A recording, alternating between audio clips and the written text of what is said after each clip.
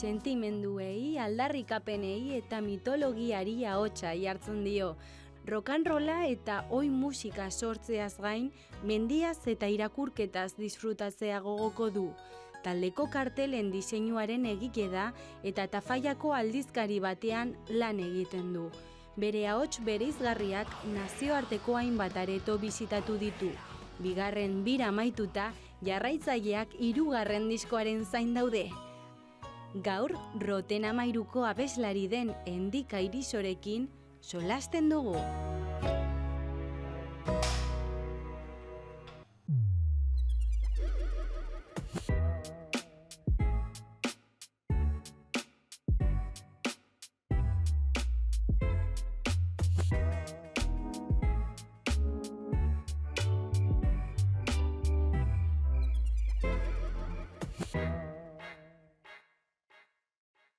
Kaixo, Endika, zer moduz? Ongi, esan beharko, mentxe. Endika, Roten 13 taldeko izena, zein da esan nahia? Beno, ez dauka berez esan nahi konkreturik, ez? Jarri genuen taldea bilatu genituen izen batzuk eta bar, eta hori aukeratu genuen azkenean, baina bai gero pixkat bilatu diogula nolabaiteko zentzu bat, ez? Roten esan nahi du ingelesez podrido, ez? Eta fonetikokia pixkat indartsua, orduan hori lotzegu punkarekin, oi musikarekin eta bar. Eta gero 13 jarri genuen, 13 beti izan da rock'n'rollaren zenbakia, sortetxarren zenbakia ere bai, ez? Galtzailerena. Eta gainera ere jarri genuen atxerik gabe, ez dok 13ren omenean, ez? Ez dok 13 da ezagutzen ez duena entzako, euskal kulturaren loraldiaren 60. hamarkadan izan zen artista talde bat. Zegoen Benito Lertxundi, Mikel Aboa, eskultoreak, arte disiplina ezberdineko artistak ere bazien. Orduan guk beti esate dugu garela, loraldi horren descendentzia nolabait podridoa, ez? Osea, 13 horren gerokoa, Roten 13. Abestiek Nafarroako historia eta politikaren inguruan hitz egiten dute. Musika aldarrikapenak egiteko edo bidegabekeriak zabaltzeko tresna bezala ikusten duzue? Bai, bueno, gura besteik, pixkat denetarik hitz egite dute, batzuk bai sartzen dutela historia, beste batzuk bai dituztela gai politikoak eta beste batzuk besteik gabe azaltzen dituzte gure sentipenak, ez? Musika balio behar du nik uste denetarako, ez gara mugatu behar bakarrik kritika politiko zehaz batera, baina bai argiago musika dela bozeregailu oso garrantzitsu bat berez, nire pentsatzeko era garatu dut asko musikarekin, ez? Goratzen eskortatu edo lako taldeak deskubritu nituenean, horrek mundu bat zabaldu ziala. Eta ez dakit, liburu bateko testu bat, o testu politikoa, batzutan oso astunak izan daitezke eta musikarekin iritsi zaitezke espektro oso zabal batera, modu nolabait atseginago batean, ez? Eta baita, adibidez, Noain, Basajaun, Amaren etxea aipatzen dituzte abestiek, zergaitik erreferentzia horiek simbologi horiei? Guk uste dugu Euskaldunok uste dugu nazio bagarela eta internazionalki ezagutzen ez den nazio bat, edo errekonozitua ez den nazio bat. Hau da, adibidez, Eskoziarra, ingelesek argi daukate eskoziarrak direla. Baina egun aparrak izateagatik, egon bar gara salpenak ematen zergatik Euskalduna sentitzen garen. Orduan zertxotan uste dugu lanketa bat egin behar dela, azalduz gure identitatea zein den, zein gure historia, eta horren parte dago ere mitologia, ez? Mitologia da identitatearen aspektu bat oso polita gainera besteak egiteko joko handia daukana, ez? Karo, egiten dugu modu epikoan, gu ez gara historialariak, ez gara ez gara irakaslea, guk ez du egiten zentzu objektibo batean, baizik eta literario batean, ez? Kritikotasun batekin eta nolabiteko karga sentimental oso handiarekin. Horregatik, ezin duzu espero gu handik kontatzea historia zehazki izan den bezala, baizik eta modu romantiko batean, ez, kontatzen dugu. Eta 2018tik nola aldatu da taldea? Asko. 2017an sortu zen berez, eta egon zen hor nolabaiteko inpas oso garrantzitsu bat izan zela Javiren heriotza, Javi zen taldeko basularia. Orduan hori suposatu zuen guretzako sekulako aldaketa. Ez bai talde bezala, zein pertsona bezala ere bai, ze nolabait, ez dakit nik uste dut zentzu batean utzi geniola hor gazte izateari. Kontuatzen zara bizitzak dakarren da zer den, beti egongo dela eriotza hor eta gaina hurbil bizi izan genuen. Eta bueno, gero jakin izan dugu hori gainditzen, ze musika zen gure terapia, ez? Eta horretaz aparte bat taldea ere, bigarren diska honekin batez ere ezia desente, ez? Egia da, iritsi garela publiko oso zabal batera batez ere hemen Euskal Herrian, inoiz espero ez genuena. Eta horre batzutan suposatzen du funtzionatzea pixkat, talde profesional bat bezala, baina profesionaltasunik gabe, ez? Ikasi dugu musika nola funtzionatzen duen, ikasi dugu pixkat taldearen funtzionamendua ere hobeto eramaten, baina beste gauza batzutan berdina gara. Eta, bueno, oso kuadrilla jatorra gara ere martxan ibiltzeko gurekin, osea, zentzu batean ere berdina gara. Hiri eta herri askotan solauta lortu duzue, jarraitzaileen babesa sentitzen duzue? Bai, ez, osea, soldauten mobidea eta guzti hori izan da batez Euskal Herrian, oso desberdina da Rotenen kontzertu bat Euskal Herrian edo nizerakit, Koruñan edo Extremaduran edo horrela. Baina bai, noski nabaritzen dugula hor babesa eta batzutan pixkat gainera etortzen zaigun zerbait da, ez? Gu ohitua gaude kontzertu ostean, pote batzuk hartzera hor jo dugun leku berean eta orain geroz eta gehiago gertatzen zaigu, ere gian ikuslegoaren zati handi gaztea delako, pixkat desero oso sentitzen gala, sentitzen zaite uste pixkat, ez dakit, ez dira ikuslea bakarri, baizik eta nolabait fan moduko fenomeno bat agoratzean, ez? Eta guretzako hori pixkat gehiezkoa gara punk talde bat eta erlazioa beti izan behar da publikoarekin berdina, ez? Taula gainean zein azpian egon bagara pertsona berdina. Baina bai, jode da la hostia, osea, ez ezin daukatu, osea, norberak egite ditu abestia, jendeak entzuteko. Eta egotea erantzun hori, bai sentitzen dugula eta oso babestuta sentitu izan gara beti. Eta solauta lortu zue, baita Madrilen eta Bartzelonan, baina beste batzutan pentsatzen dut igual aretoak ez direla gainezka egonen, adibidez Burdeosen ez zen horrela izan. Zer sentitzen da momentu horretan, ez dakit, aretoa hain utxik edo hainbeste jende ez dagoen leku batean? Ez dakit, ez orain joko bagen Euskal Herrian eta burbiltzen baira daukatu, gian baiz esatu zela, ostia, ez dakit segertatu hemen, ez? Baina guretzai, ez Burdeosen jotzen egotea, hori da la hostia, osea, nor konta ezake hori, ez? Egon gara internazionalki beste leku batzuetan jotzea, edo Extremaduran, edo Segovian, da la hostia hor jotzea, egotea tipo bat, hor euskaraz abesten, horrek ez du presio hori. Ez dakit segatik egiten musika, ez arrazoi asko daude, baina parte handi bat da divertitzeko. Eta ez gara gobiatzen, ez daukagu helburu bat, ez du puntu bat iritsi nahi duguna.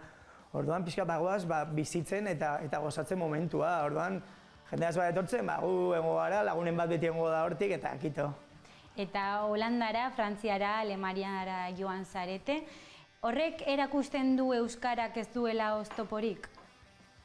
Beno, ez dakit, gu mugitu izan gara beti nazioartean rollo oso konkretu batean, ez? Oi edo punk mugimenduaren barnean. Normalean, oi taldeak Europa mailan dira denak abeste dute ingelesez, ez? Aiez Holandan, ez zuten holandarrez abesten zuten ingelesez, guk esaten ginen, hostia, tio, holandarra zaete, abestu holandaz, ez? Baina, gero entzuten dute gure musika euskeraz eta flipatze dute, eta Euskal Herria esaten dute, zer da hori, nondik zatozte zuek eta euskera, eta ze hizkuntza mota da hori, eta gustatzen zaie pilo bat, orduan, guretzat, izan daiteke zerbait pixkat exotikoa, agian muga batzuk bai izten dituela, ez, zirkuito european hor ez daude guzti sartuta, baina beste zentzu batean ere, badaukera bat, nolabait zerbait berria eskaintzeko jende horri, ez, orduan, segun eta non mugitzen zaren, bai, izan daiteke tabu bat, bestela ez. Eta horrekin lotuta, zergatik abesti batzuk euskaraz eta beste batzuk gazteleraz? Hori modu naturalean egiten dugu, ez? Taldean ere, taldeki guztiek ez dakik euskeraz. Larragakoek, bagara 3 tafaiako eta 2 larragakoak, eta larragakoek adibidez ez dakit euskeraz, baina gu ere, guk ez dugu, guk garrantzia ematen dugu abestiari, ez? Ze abesti bat egiten baduzu modu artifizialean, esaten duzu, venga, nik egingo dut abesti bat, ez dakit ze gairi buruz euskeraz. Orduan, artifiziala izango da, abestia egon behar da horren gainetik, ez? Bestela mezua, edo transmititu nahi duzuna, edo sentimendua eta galdu daiteke, ez? Nik adibidez, sionismoari buruz egingo dut abestia, tengo dut erderaz, eta mitologiari buruz abesten badu, ateratzen zait, euskeraz da, ateratzen zaigu moduan, egitegu modu naturalean. Egia da, euskerari garrantzia ematen diogula, ez? Gero talde bezala eta bar, baina sortzerak orduan ez, sortzeko ateratzen zaigun moduan eta kito. Eta kontzertuak nolakoak dira? Zareten bezalakoak dira edo transformatzen zarete? Bai, beti transformatzen zara, ez dakit, ni izango nintzen eszenatokian naizen bezala realitatean, egongo nintzateke hilda edo eroa edo jo kese.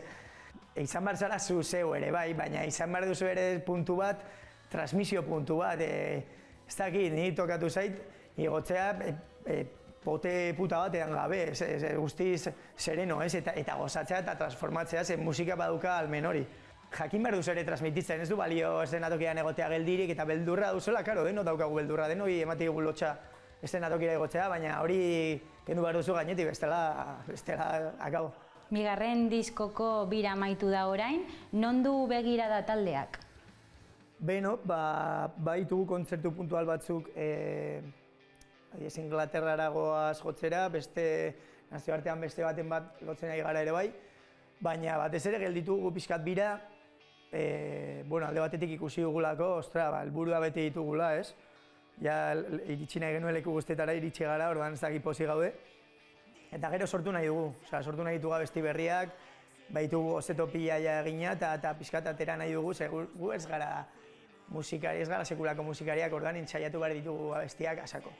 Ibili behar gara pixio bat entzaiatzen, konposak eta lanak ere astuna dira, orduan momentuz asmoa dugu diska bat ateratzeko. Ez dakit noiz, auskalo nahiko nukenik urrengo urtean izatea, uda ondoren edo ez dakit, baina aldugunean. Eta zera begira, Zartako Ka taldean abesten zenuen lehen, zergatik desegin zen eta egunen batean izango dugu bira bat Zartako Karekin? Ez dakit, desegin zen, desegin barzelako, ez? Nire banen bilen rotenen urte hortan, zen 2018an eta nik ezin nuen guztiarekin, gogoratzen ez bani bilela maten, ez dakit zenbat kontzertu eman nituen urtea, baina esaten geratuko naiz hautsi gabe, geratuko naiz bizitzai gabe, gaina behia bitalde, ez dakit kaineroak, ez? Gu ez goaz jotzera eta bueltatzen gara, gu bizitzen dugu esperientzia, orduan. Ez dakit gero taldearekin ikusten genuen Zartako Karekin, urrengo pausorik ez zegoela, ez? Abesti berriren bat egian bat zegoen, baina ez ni batez ere konposatzen nuen eta nire konposaketa zegoen bideratuta roteni. Orduan, ikusten genuen ez zegoela etorkizen nuik eta denon artean erabaki genuen oso ondo geunden arren talde bezala guztea. Eta bueltatzea, ez dakit, nik beti esate dut ez duela ikusten nire burua. Duela gutxi, aitortu behar duten genuen ensaio bat, oso lagun hona gara.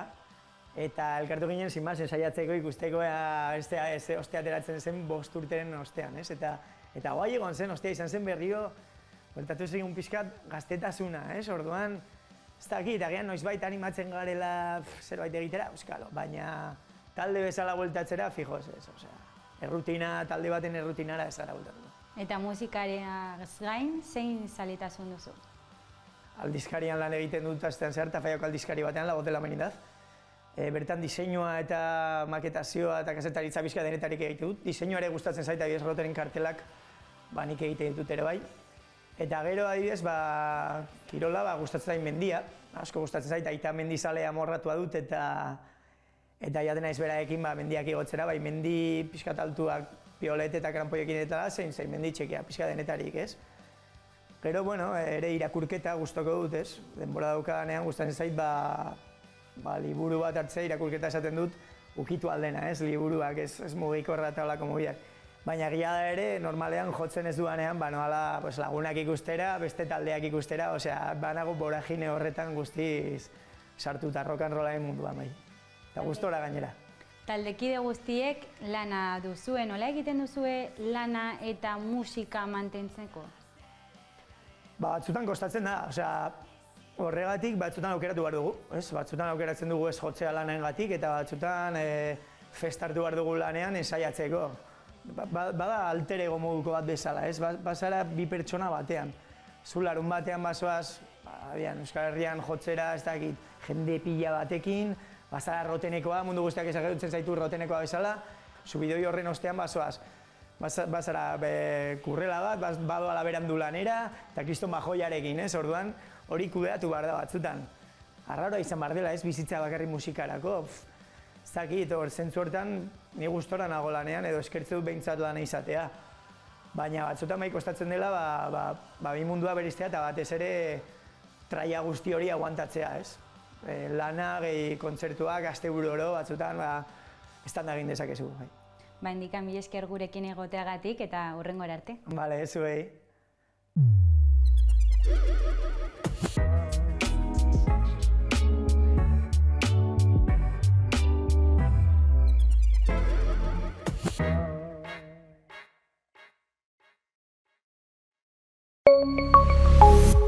Gobierno de Navarra. Nafarroako gobernua.